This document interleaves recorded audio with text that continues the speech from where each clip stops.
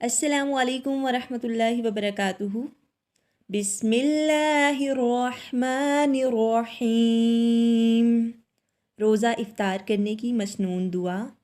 حضرت عبداللہ بن عمر رضی اللہ تعالیٰ عنہ سے روایت ہے کہ رسول اللہ صلی اللہ علیہ وآلہ وسلم جب روزہ افطار کرتے تو یہ دعا پڑھتے: ذهب الظمأ وابتلت العروق وثبت الأجر إن شاء اللہ۔ پیاس چلی گئی اور رگیں تر ہو گئیں، اور اگر اللہ نے چاہا تو اجر ثابت ہو گیا۔ وآخر الدعوانا الحمد للہ رب العالمین۔